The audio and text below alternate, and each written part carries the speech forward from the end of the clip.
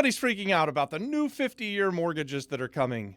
But here's the truth that no one wants to say out loud. Some people are about to make a lot more money, and others are about to get hurt bad. I've been in real estate investing for over 26 years, and we've bought and sold well over 3,000 homes. And in this video, I'll tell you exactly who wins and who loses, and what this really means for the real estate market. First-time home buyers that have been locked out. Why are the first-time home buyers locked out? It's because they can't afford the monthly payments on the current 30-year amortized loan at the interest rates that are out there today.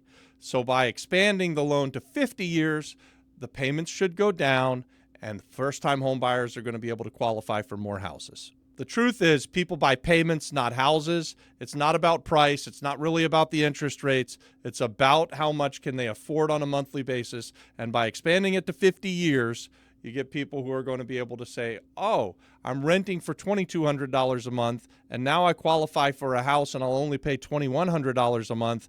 Win! And extending these mortgages from 30 to 50 years, it's going to drop the monthly payments enough that a lot of new first-time home buyers will now be able to qualify. In another example, a home buyer who is trying to buy a house that's $400,000 on the 30-year fixed amortization schedule doesn't qualify for the house. Now they will, because the interest payment over 50 years is just low enough that those couples who have the dual income that were a couple $100s short will now qualify to be homeowners instead of renters, at least on paper. So guys, be careful, because this could be a trap. Remember the other video that we did a while back where we're becoming a renter nation? This seems like a downfall to me, where you get trapped in these mortgages forever. I get it. There's some emotional buy-in for being a homeowner, and you may even be able to have a place to stay, and as long as you're going to live there for a long enough period of time, it can work, but you just need to be very, very careful that you don't get trapped in that mortgage for 50 years. The number two person that's going to really capitalize on these 50-year mortgages, it's real estate investors. This is how I see it. Real estate investors, people who own assets, are going to win in this market. Over the last couple of years, we've had dozens of buyers who wanted to buy our product. They were ready.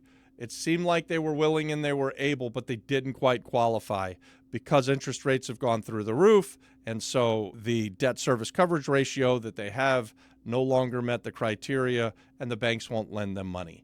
This 50-year loan is going to give more people the ability to buy houses, which is good for real estate investors, because we are going to have a bigger buyer pool now. We're going to be able to help more people become homeowners. And we're going to be able to get the amount of money that it takes for us to be profitable and continue on and do the next deal. So this 50-year mortgage does three things for real estate investors. It's going to boost the resale demand. It's going to give you more buyers. Potentially, the second thing is that you'll have a reduced days on market. So you're going to sell things faster because you got more people to sell it to. And here's the third one that most people don't see. The after repaired values are probably going to start to creep up and go higher. Why? Because appraisers follow sold comps, not buyers' incomes. If you're a flipper or a wholesaler or even doing seller finance deals, this puts some fuel in your tank. Number three, big winners. Existing homeowners, people who already have something that they're trying to sell, or people who have felt trapped inside of their house because they didn't feel like they could take it to market and get enough money that they'd be able to buy the next house. Now, again, for the same reasons as above, they've got a bigger buyer pool. There's more people that are going to be able to qualify for the loan. A lot of buyers have been stuck over the last couple of years, which means that sellers have been stuck as well for the same reason. Buyers haven't been able to qualify because of the high interest rates. If you guys remember, it was only a few years ago when we had these ridiculously low, all-time low interest rates, and anybody could qualify for a house.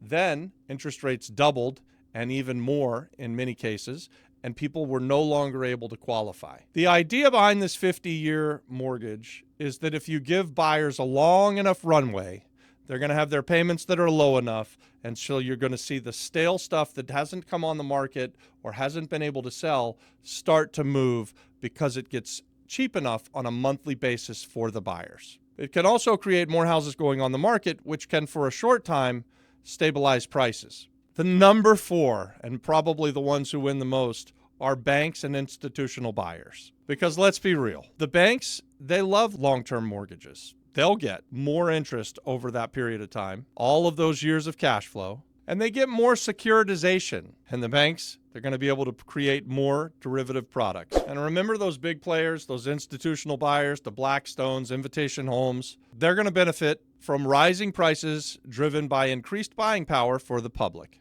The existence of a 50-year loan will literally make these portfolios of the institutional buyers more valuable. Number 5, the government. The government gets more property taxes, a stable housing market, happier voters in some cases, and less risk of a collapse in the economy. Guys, the government's not doing this for you. They're doing it for stability. So now let's talk about who gets hurt. The number one person who gets hurt is the buyers that don't understand the math. On a $500,000 home, a 30-year mortgage, an amortization of 30 years, can mean that that buyer is paying around $400,000 in interest payments. But on a 50-year loan, that same $500,000 house, you're going to pay $750,000 in interest in many cases. You're basically getting to pay for one home, but at the double price. And if you don't understand that, you could be walking into a trap. Number 2, budget-stressed families. The longer 50-year term doesn't fix overspending, job instability, and having no savings. Good old-fashioned debt problems. Number 3, long-term wealth builders. Because here's the truth. If your dream is to buy a house and pay it off someday, this 50-year mortgage, it's your enemy. Very, very few people are going to actually end up owning their home outright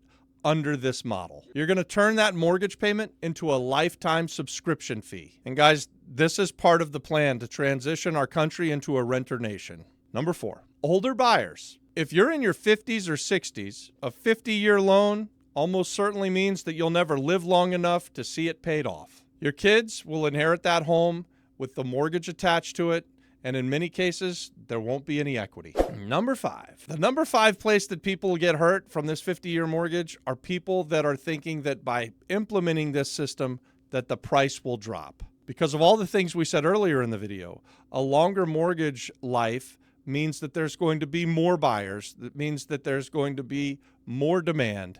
And that, my fellow Americans, means that prices go up. So if you're waiting for the market to crash, this 50-year mortgage is not an attempt to solve affordability.